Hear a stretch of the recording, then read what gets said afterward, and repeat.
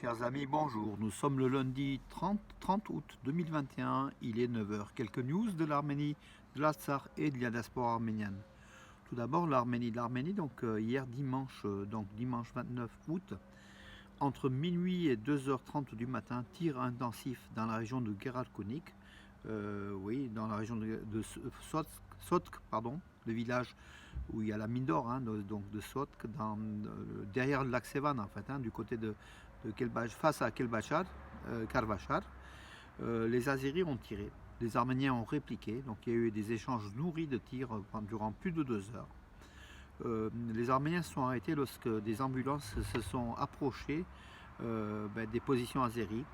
Les Azéris qui comptent sans doute des morts ou des blessés, voilà, donc lors de ces échanges de tirs. Les Arméniens ont cessé les tirs donc, pour laisser évacuer donc, ces morts ou ces blessés azéris donc, en face.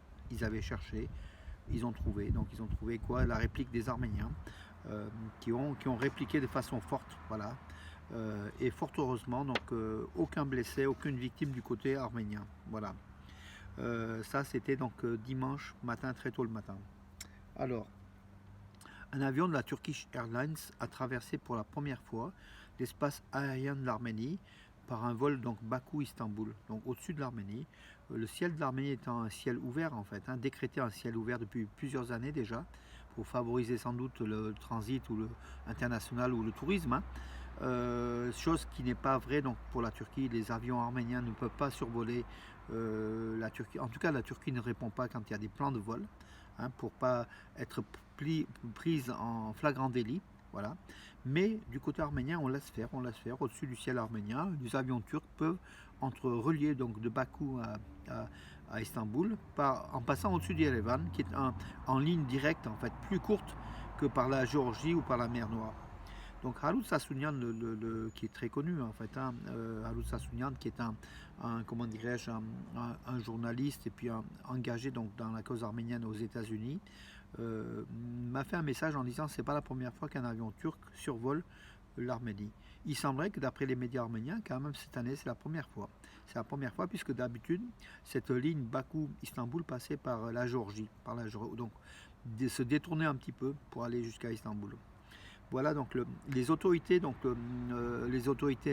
aériennes civiles de l'Arménie, interrogées sur cette question de l'avion turc, la Turkish Airlines, qui a survolé l'Arménie, tout simplement les autorités arméniennes disent mais c'est légal, donc on ne peut pas interdire aux avions turcs de survoler l'Arménie, quoi.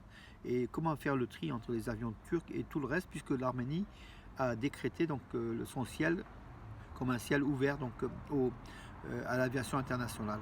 Voilà. Donc à suivre. Donc la journaliste célèbre présentatrice de télévision arménienne Carmen Davtyan, que beaucoup d'entre vous ont sans doute dû connaître dans les années 60, 70, 80 en Arménie. Elle est décédée de façon prématurée, donc suite à une longue maladie. Parmi ceux qui ont fait des communiqués de condoléances, le troisième président de l'Arménie, Cher Sarkissian, qui est sans doute proche de cette journaliste, puisque c'était à peu près lors de sa période de présidence que cette journaliste exerçait. Voilà, Carmen Davetian, une journaliste arménienne qui disparaît. Alors, Erdogan se déclare prêt à normaliser les relations de la Turquie avec l'Arménie. Donc c'est une déclaration importante qui fait suite à une déclaration du Premier ministre arménien Nikol Pachinian, qui au Parlement avait dit « Nous évaluerons ces signaux donc, de la Turquie, nous répondrons aux signaux positifs par un signal positif ». Ça veut dire qu'aujourd'hui, donc, le gouvernement Pachinian essaye de profiter de tout contact avec la Turquie pour développer ses relations diplomatiques et sans doute économiques avec la Turquie. Et Erdogan ne voit pas d'inconvénient à normaliser ses relations avec l'Arménie. Bien évidemment, l'Arménie affirme qu'il n'y aura pas de préconditions à ces relations, de reconnaissance du génocide ou autres éléments qui seront discutés donc plus tard. La Turquie ne doit pas obliger l'Arménie à faire une déclaration ou un pas. Voilà.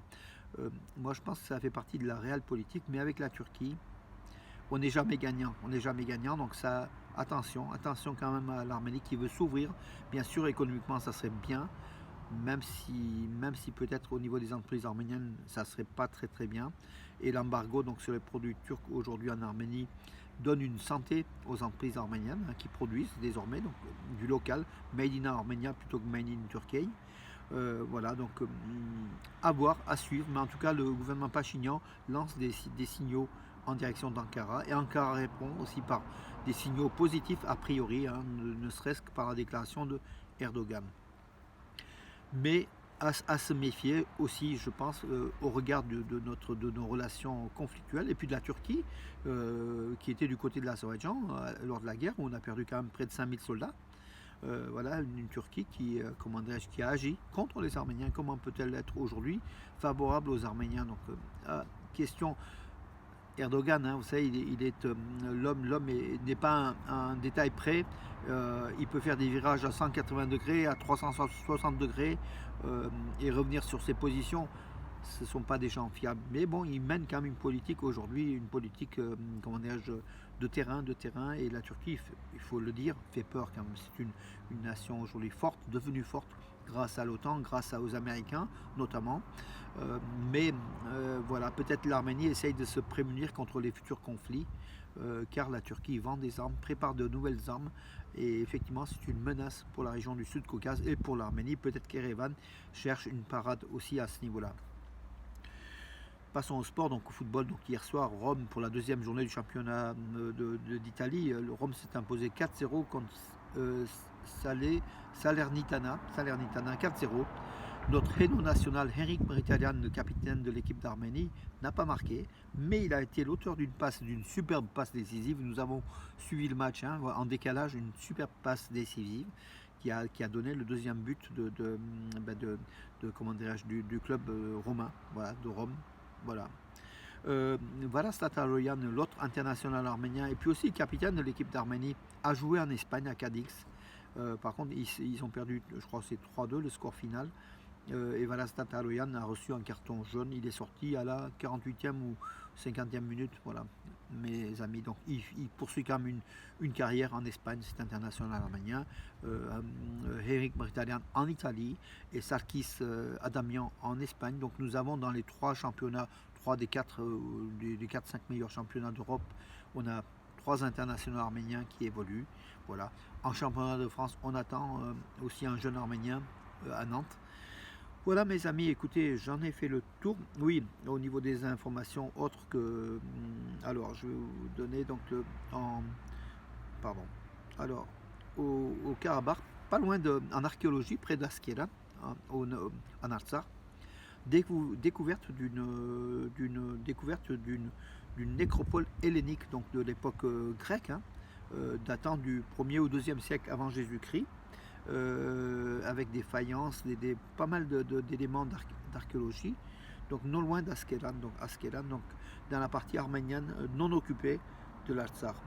Voilà mes amis. Est-ce que j'ai fait le tour? Oui, ben écoutez, j'en ai fait le tour, oui. Ararat Mirzoyan, il est quoi? Il est ministre des Affaires étrangères d'Arménie, désormais. Il va rencontrer, donc il va à Moscou, il va aller à Moscou sur 2 jours, rencontrer Sergueï Lavrov. Voilà, il a reçu aussi de Joseph Borrell, le représentant de l'Union européenne, ses félicitations. Voilà. Ararat Mirzoyan, qui était le président du Parlement de l'époque de Pachinian 1 et Pachinian 2, donc il est passé ministre des Affaires étrangères d'Arménie. Voilà mes amis pour aujourd'hui, donc j'en ai terminé. Je regarde s'il n'y a pas une ou deux hommes. Non, mais écoutez, j'en ai terminé.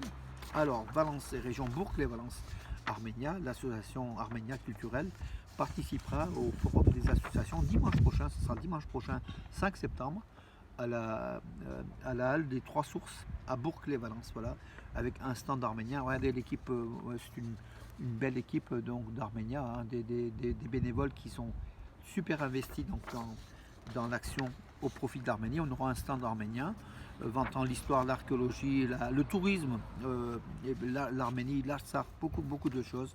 Tout ça pour faire bien sûr développer les liens entre la France et l'Arménie et donner l'amour de l'Arménie aux Arméniens et surtout aux Français qui visitent régulièrement ces forums, puis leur faire comprendre que l'Arménie, ce n'est pas que les brochettes, les kermesses et la fête, c'est aussi ça, l'Arménie, c'est un pays à voir, à découvrir cette beauté, mes amis. Je vous donne rendez-vous à demain. Pour aujourd'hui, c'est fini. À demain, mes amis. Bonne journée.